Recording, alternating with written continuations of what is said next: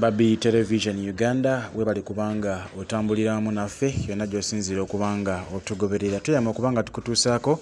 ensonga zonna ezigenda maaso mu ggwanga lyattu erya Uganda naddala mu kibiina kyaffe ekya National Unity Platform. Congratulations abaganda baffe Masaba Faustin ne Mumbya Hussein bateereddwa akakalu ka kkooti olunaku olwaleero era nga buli omu aweereddwa bond ku ssente eza miliyoni ya Uganda emu buli omu. Nkiddamu Masaba Faustin ne Mumbya Hussein bateereddwa akakalu ka kkooti eddakiika ntono nnyo ze tukubye amabega abalooya aba kibiina kya National Unity Platform abadde bakulembeddwa Maama Kampala n'abalala bakoze kye basobola okusobola okulaba nga ate abataasa baganda baffe bano abasibibwa ku nsonga ezeekuusa ku byobufuzi. Masaba babadde bakulunguddeyo nno emyezi egiwerako naye nga yadde nga pulezidenti w'ekibiina kya NUP Robert Kyagulanyi Ssentamu abadde akyali ntuŋŋamu nate mu countrywide tour phase 2 naye ate tekiremesezza nsonga ndala kulaba nga ate nazo zigenda mu maaso ez'okununula banna struggle b'abaganda baffe abaasibibwa ku nsonga ezeekuusa ku byobufuzi. Mwenna tukimanyi bulungi nnyo oba ffenna tukimanyi bulungi nnyo ekibasibya kuwagira President Robert Kyagulanyi Ssentamu Mitembo yadde nga bagamba nti waliwo emisango eminene gye babeera bazizza nga n'ensonga ezo mbu okusinziira ku poliisi ne kkooti bye bibeera bibakwasizza. Masaba bamuwamba navaayo era n'empola ka vidiyo wano nga mbategeeza nga muganda waffe Masaba we bamuwambye ku nsonga ez'ebyobufuzi. Jjukira nti yali yakakomawo ng'avudde eri nate mu bamagulu meeru gye yali akakalabiza emirimu gye n'akoma wano ku butaka e Uganda era yawubayokko olubu lw'ekigere ku kitebe ky'ekibiina kya National Unity Platform n'asisinkana ne ku President Robert Kyagulanyi Ssentamu obufaananyi era oba bwatambula bulungi nnyo ku social media platforms ez'enjawulo. Baganda baffe bo ba Olivia Lutaaya ba John Bosco Kibalama bakyaliyo abakyawera ennemba na misango egibavunaanibwa anti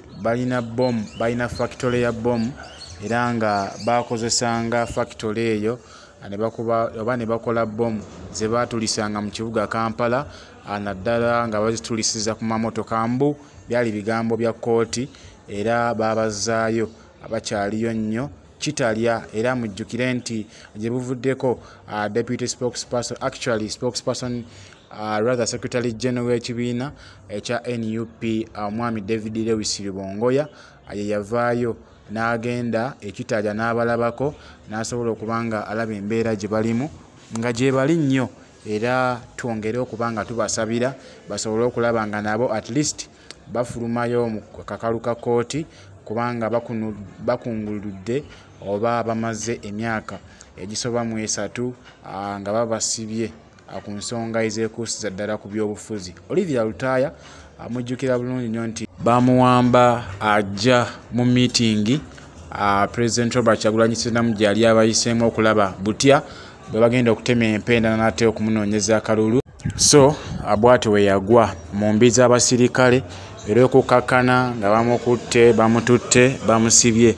ne gye buli kati akyali mu kkomera awera ennemba na misango gye bamupatiikako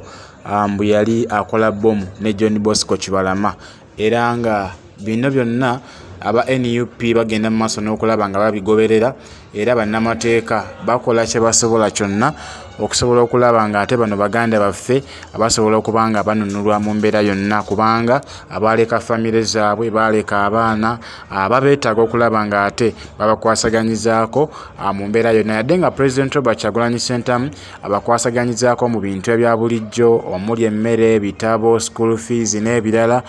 tekimala ate omukwano gwa maama we guba teguliiwo ekyamazima buli kimu kibadde kisobola kuba nga kitambula bulungi nga we kyanditambudde naye abaganda baffe abo tubasabire olw'ensonga nti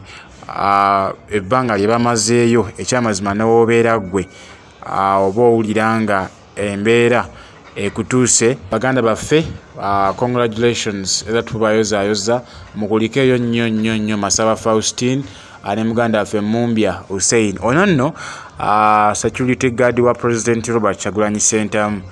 era essaawa zino yandibadde ali ntuŋŋamo ewali President Robert Kyagulanyi Ssentamu essaawa zino, naye nga olw'okuba nti baali bamuwamba yakafuluma. So tusuubira